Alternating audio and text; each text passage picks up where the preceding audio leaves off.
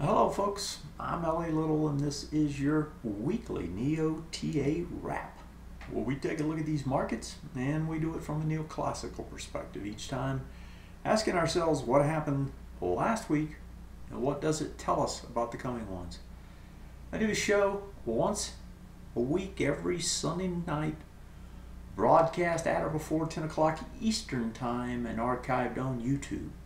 You can find it there and subscribe to it under the channel LA Little. One device, anytime for your convenience. As far as the markets, last week the markets did what the markets do, and that is they found a way to go higher for the most part. Dow Jones was the power last week, 1.7% higher. We had the S&Ps following, NASDAQ just basically slightly over, and the Russell got hit. Russell's still down on the year, whereas we have roughly 9% gains, 4% gains elsewhere. So a huge divergence here in terms of what we're seeing with respect to these markets. If we go over and start looking at the indexes themselves, what you're going to see is options expiration on Friday powered these things higher. They made new highs on higher volume. That's the S&P. If you look at it on the daily, it kind of left a question mark because it actually had large volume on Friday, but actually closed underneath that high. So it's actually a retest regen on the daily with volume. So that could come all the way back down to the bottom of that, 1992. The close was at 2010, so that's almost a 28, what is it, 18 points on the downside if it wants to come back immediately to a full retest regen. But then again, you left volume at the high, so you could go the other way. It really is a question mark the way it performed this past Friday given options expiration. You can see the Dow getting huge volume coming into it compared to everything else. Matter of fact, that volume is so large it looks wrong. I'll have to go double check it. But nevertheless, we know it was larger volume, made new highs on higher volume. And if we look at the weekly, same sort of thing, powering higher there as well. So we've got a big volume spurt on the Dow on a breakout. NASDAQ, as we said, a little bit different. Goes up, tests the highs, test it with more volume, so we can go back and test it again. On the flip side of it, it did test into that low, the low of that high, that price point 45.66. You got down to 45.63, so you actually ripped higher and lower with volume. You touch both sides of it, so that's also a toss-up. So the Dow says higher, NASDAQ, NDX, S&P all say yes, we will go higher at some point, doesn't have to be now. And then the Russell is stuck in its own world of misery. The Russell had an ABCD structure on the downside. I'm looking at the dailies here to start with. It had finished that off. Now it actually is setting up the attempt to do it again with another one to take it down into the highs of the low bar. So NASDAQ, weakest index all year long, continues to be weak. A lot of people speculating on why this might be the case. Is it really the rollover of the markets in general? Is it the NASDAQ unable to manufacture their financials as the large caps do? They don't have as much room to work with them, can't do the buybacks, all that kind of business that's happening in the large caps. I think it's a little bit of that. I would think that's part of it because part of what's been happening is large caps can float debt, use that money to go buy back their own shares and boost their price. It's a win-win for them. This financial engineering has been going on for 2-3 years now. This is not the beginning of it. Now maybe it's the end of it, but it's certainly not the beginning. And Russell, I'm sure, doesn't benefit to the same degree that you see elsewhere in terms of that benefit. So and then if we look over at the Russell on the weekly, let's look at that one. You kind of see a rollover taking place, volume expanding as it comes back into this bar.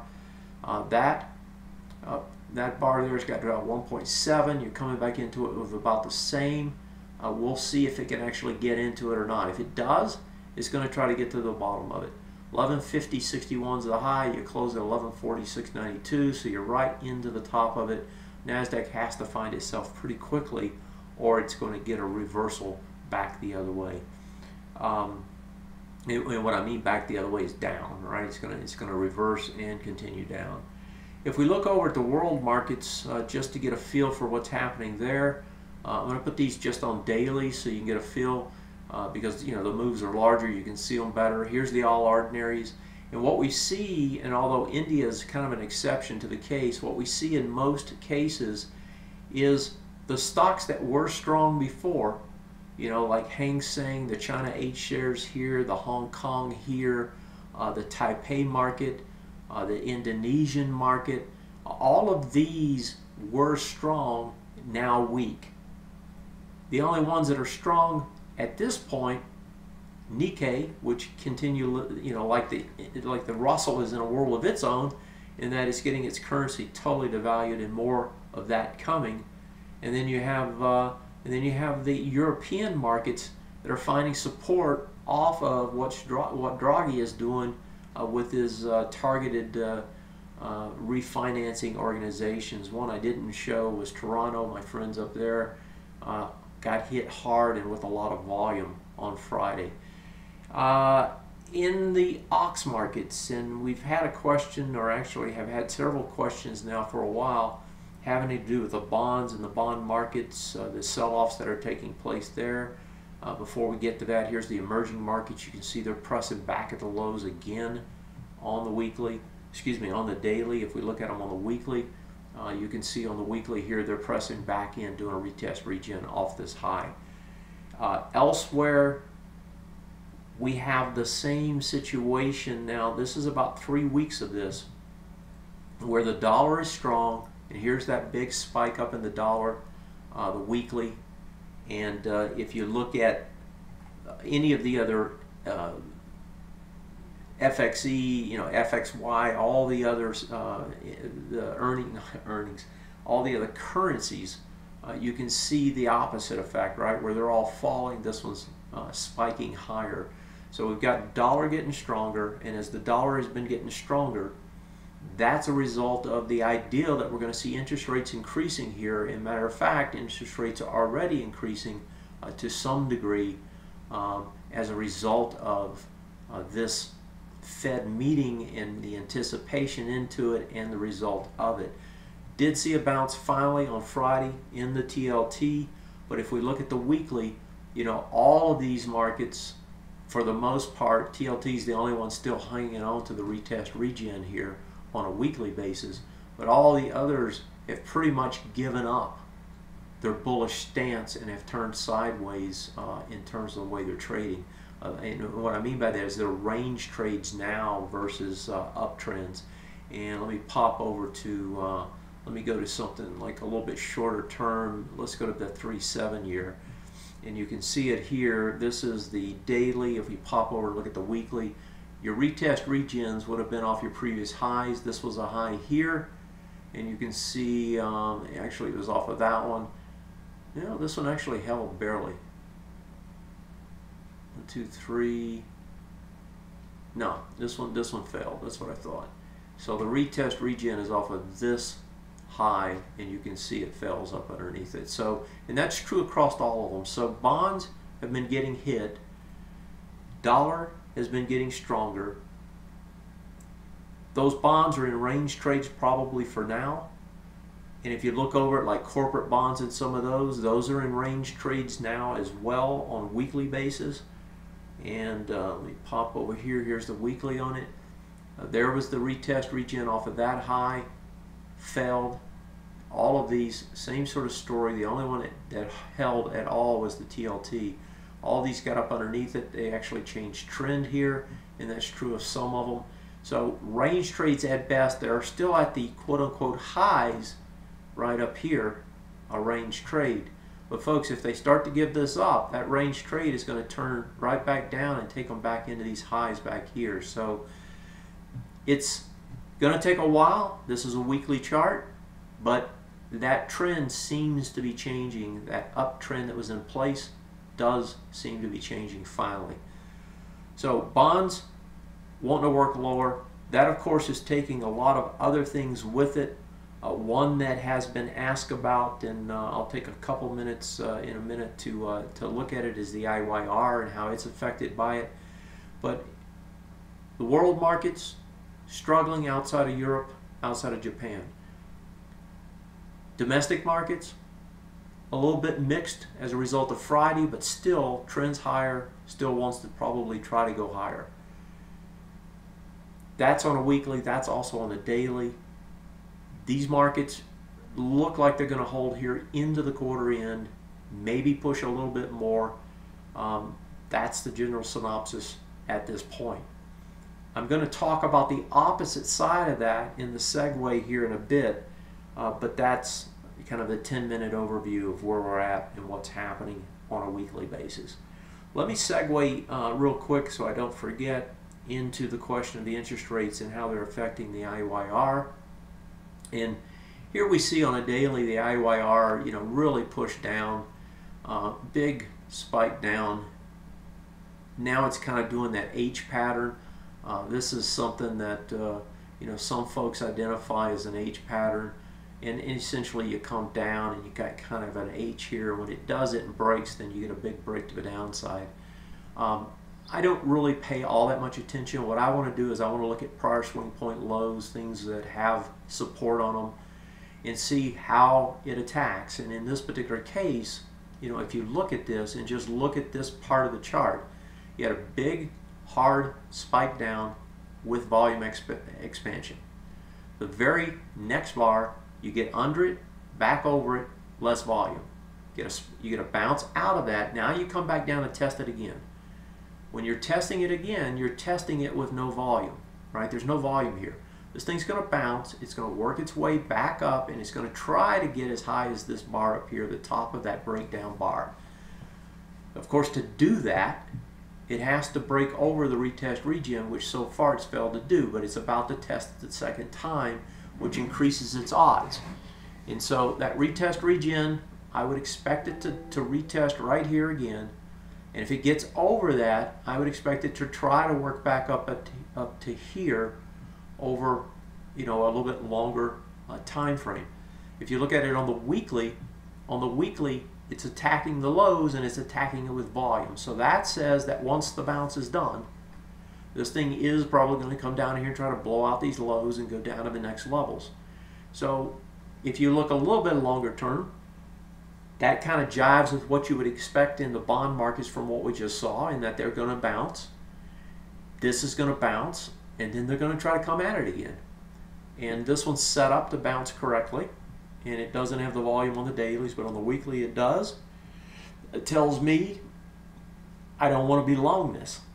It tells me I just don't want to be exposed in this sector at this particular point in time. And that's just based on the technical picture here. And if you segue back into the bonds don't look like they're going to rise back to the highs. It looks like those rates are going to stay higher, and that's going to continue to put pressure on things like the real estate sector. Okay? All right, let's go over. I want to talk about something else. I've been doing some research looking at the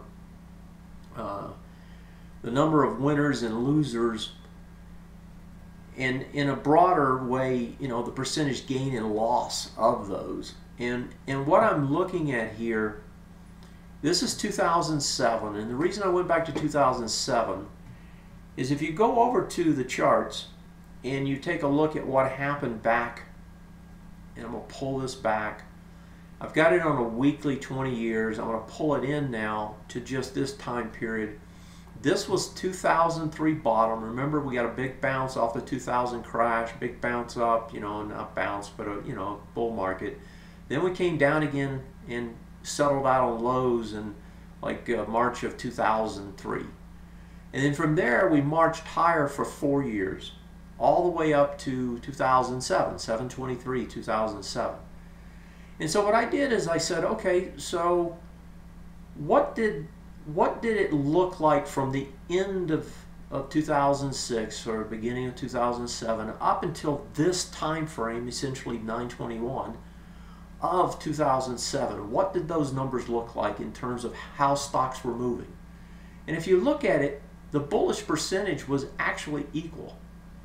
You had 2483 going higher, 2485 going lower. That's about as close as you can get to a break-even market in terms of the winners and losers. But look at the indexes. The year-to-date gains on the indexes, 11 of them were winners and only one a loser in 2007. Now, let me flip quickly to 2014. You still got 1.27 going higher, right? So for every 1.25 going higher, there's one going lower. Segue down to here, gains and losses, 10 and 2, almost the same. So a little bit better off, but still not extremely bullish. You know, when it's really bullish, this will be, you know, 3-1, 4-1. It's not that. It's like 1.2 to 1. Now, flipping back to 2007 one more time, if we look a little bit deeper and say, okay, what were the gainers looking like?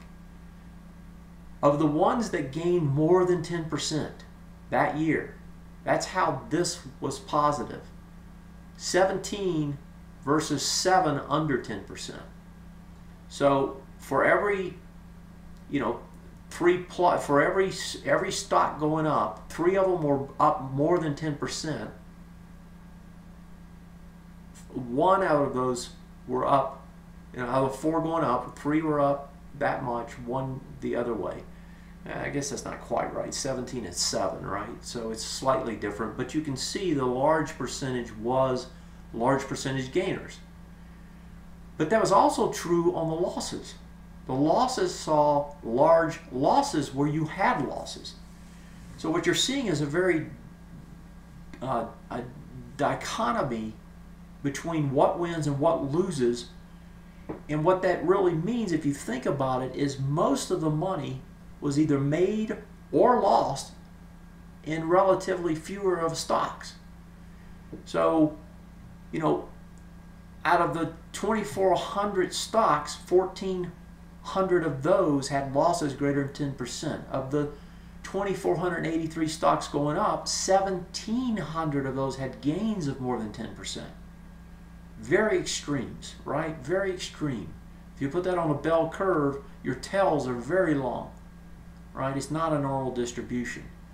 That's 2007. Now go to 2014 again. What does this look like? Same case. It's the exact same scenario.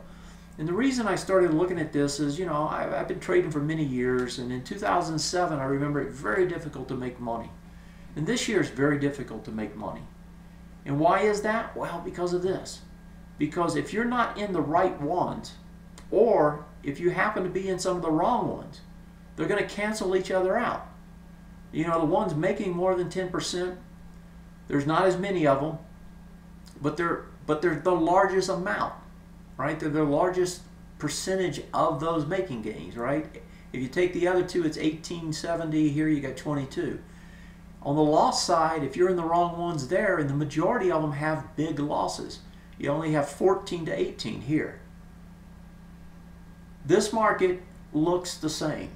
It's just a little bit stronger in terms of breadth, but you've still got that huge dichotomy that you had in 2007 taking place again here in 2014.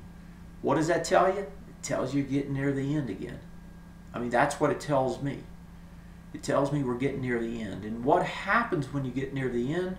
Well, if you go take a look at 2008. 2008, here you go. That's what a bear market looks like. 4,300 going down, 1,200 going up, 1,250. Look at your gainers versus your losers. The few that were going up, majority of those were more than 10%. But look at your losses. The vast majority of those losing way more than 10%.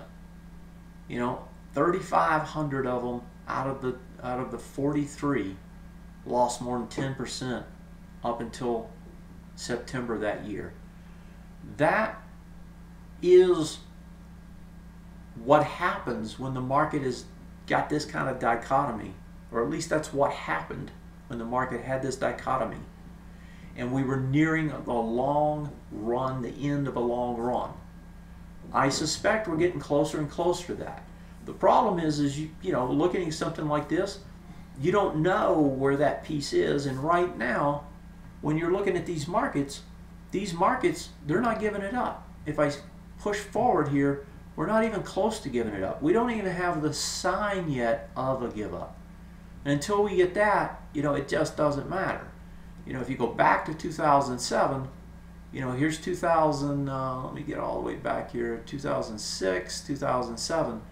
You know, after this long run up, and if I pull this over here, after this long run up, you know, you got a top, and then you had the big move down, right?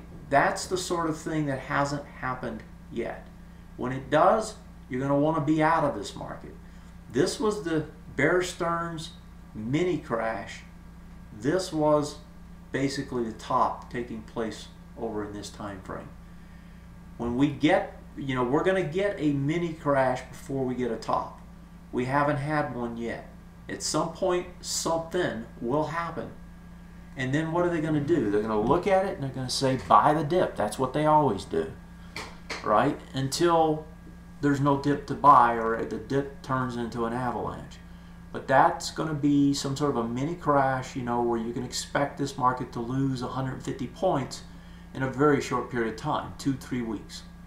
And when it does that, and then turns and comes back up, you're going to want to watch very carefully how it behaves as it gets either towards the high or over the high, because that could be the critical point when you really could get something much larger on the downside. I'm going to leave it at that. Thanks for joining me. Again, this was the weekly NeoTA wrap.